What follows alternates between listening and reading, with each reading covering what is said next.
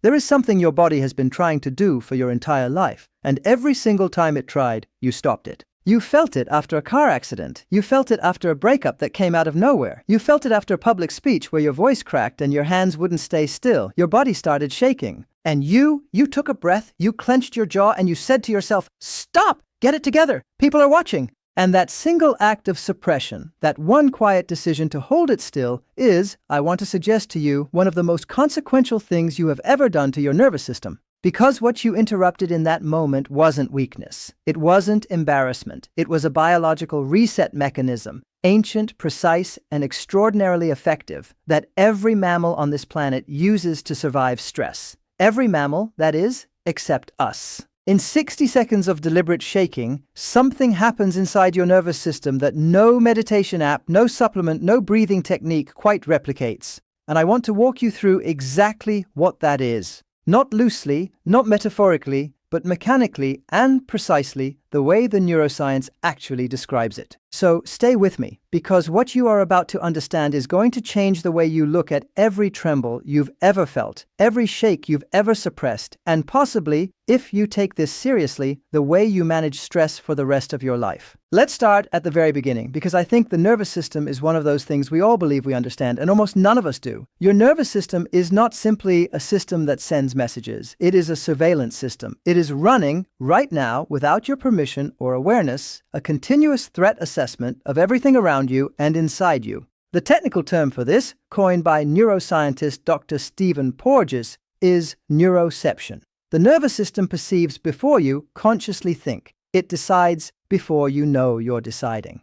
At the center of this surveillance network sits a small, almond-shaped structure deep inside your brain called the amygdala. And the amygdala has one job: detect danger, not evaluate danger, not reason about danger, just detect it and respond immediately. When the amygdala fires, whether from a real threat or a perceived one, whether from a near collision on the highway or a passive-aggressive email from your boss, it sends an urgent signal to the hypothalamus, which in turn switches on the sympathetic nervous system. And when the sympathetic nervous system switches on, something remarkable happens to your body in a span of seconds. Your adrenal glands flood your bloodstream with adrenaline and cortisol. Your heart rate accelerates. Blood is diverted away from your digestive organs and pumped toward your major muscle groups, your legs, your arms, because your body is now preparing for one thing only: survival. Run or fight. There is no third option in this state. Not for your body, not at that moment. And here is what I find genuinely striking about this.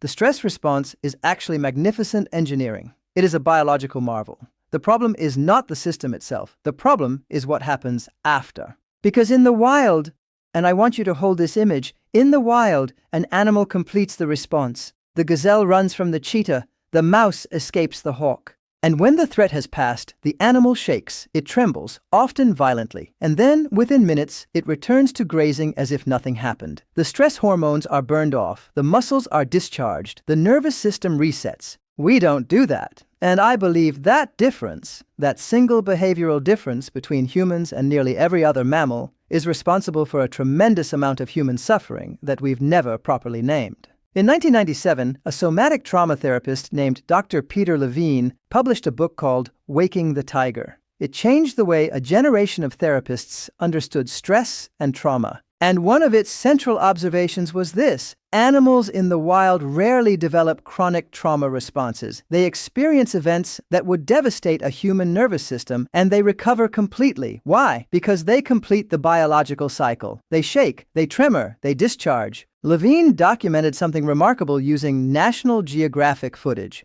Footage of a polar bear that had been chased and tranquilized by wildlife biologists. As the bear woke from the sedative, it didn't simply stand up and walk away. Its body went through a sequence. There were intense tremors. The legs thrashed. The bear made biting motions over its own shoulder, physically reenacting the escape movements it had been making before the sedative hit. And then, after these tremors subsided, the bear took a long, deep breath, and it was done. The stress response, every bit of it, had completed its cycle. That sequence, tremor, discharge, deep breath, calm, is not accidental. It is a program, an ancient biological program, and it is written into your nervous system just as clearly as it is written into that bear's.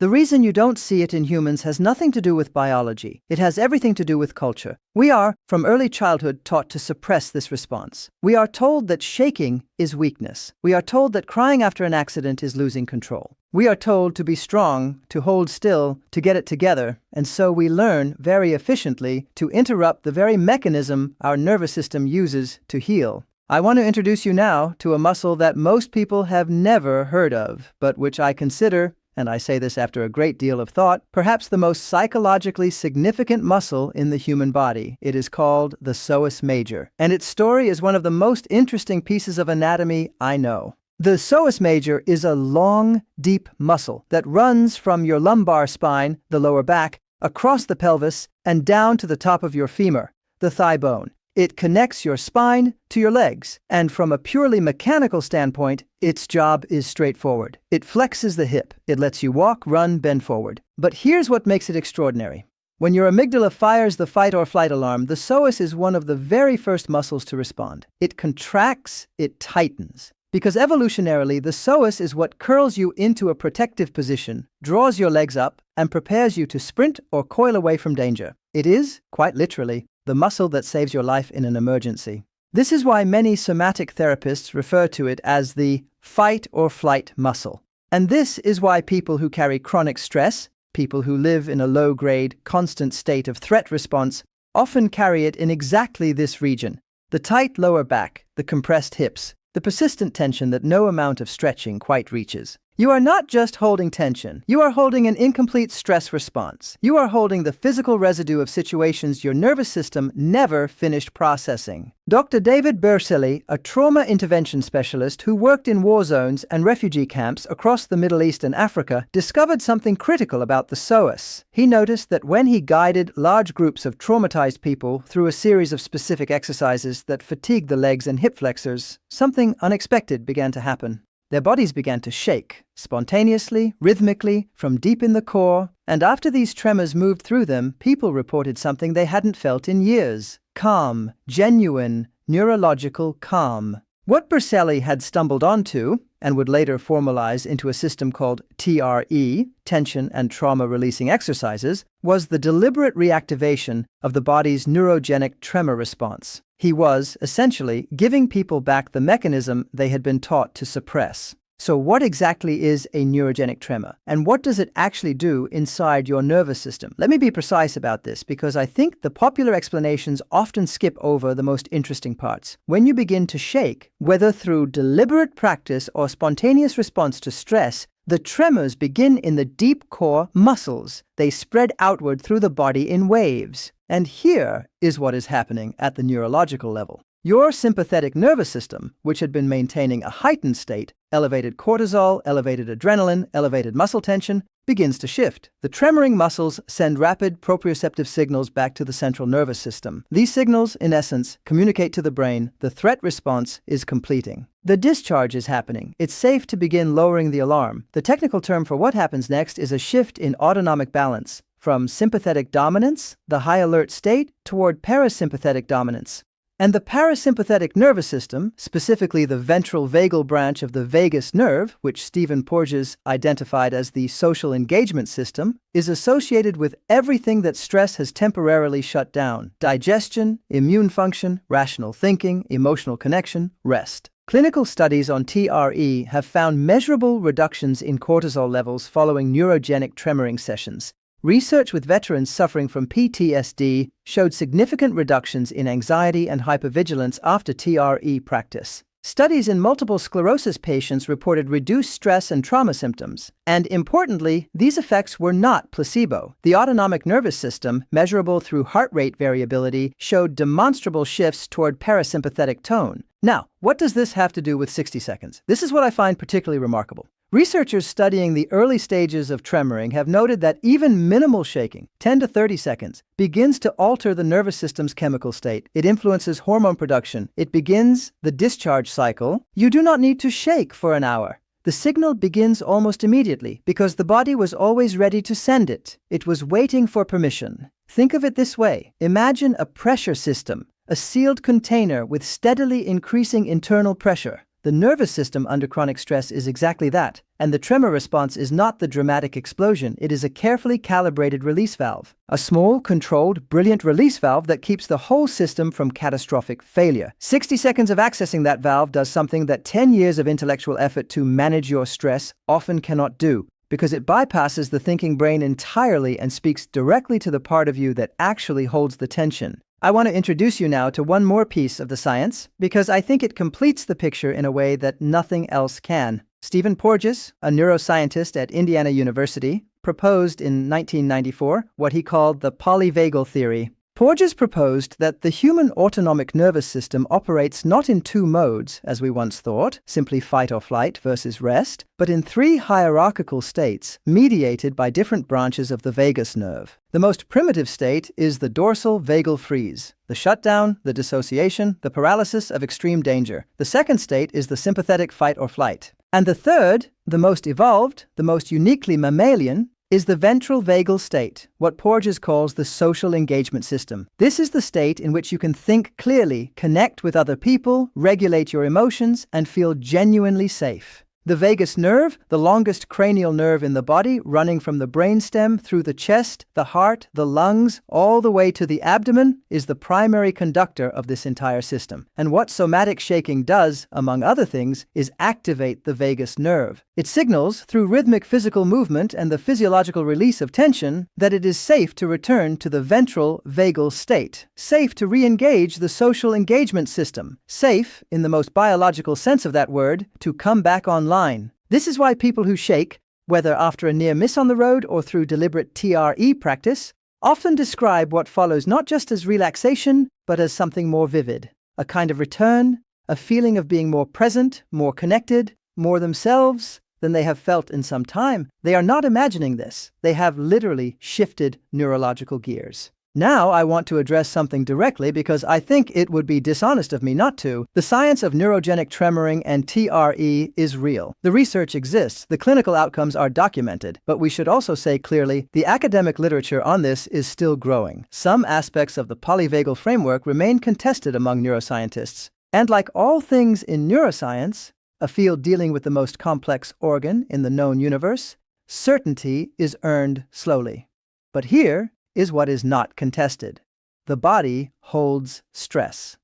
The autonomic nervous system can remain dysregulated long after the source of stress is gone. Rhythmic physical movement affects heart rate variability and autonomic tone. And for a very large number of people, the deliberate reactivation of tremoring has produced measurable, lasting changes in their experience of anxiety, trauma, and chronic tension. That, I think, is enough to take seriously, perhaps more than seriously. So let us talk about what this actually looks like in practice, because I don't want to leave you with only the theory. The simplest way to begin is this. Stand with your feet shoulder-width apart. Bend your knees slightly, not deeply, just enough to feel a mild tension in your thighs. Let your arms hang loose, and begin to allow a gentle bounce, not a jump, a release, as if your body were a string that someone has plucked and you are letting it vibrate naturally.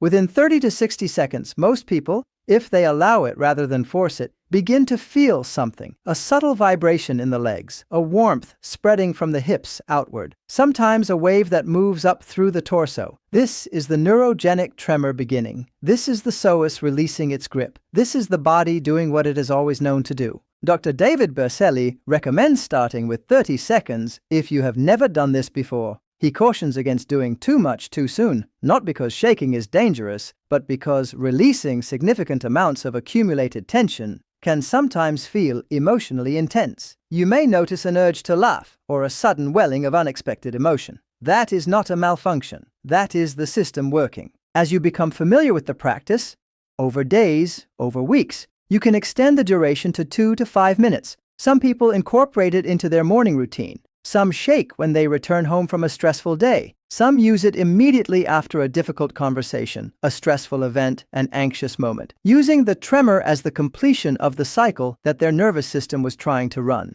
What you may notice over time is that the low-grade background tension that you had learned to accept as simply your default state, that constant hum of unresolved stress, begins to lower. Because you are no longer adding to the accumulated load, you are discharging it regularly the way it was always meant to be discharged. We live, most of us, in a civilization that is extraordinarily good at producing stress. Deadlines, screens, noise, speed, comparison, uncertainty. The modern environment generates threat responses in the nervous system at a rate that would have been almost incomprehensible to our ancestors. And yet we have no cultural ritual, no accepted practice, no widely understood method for completing those responses. We medicate them, we distract from them, we intellectualize them, we perform wellness.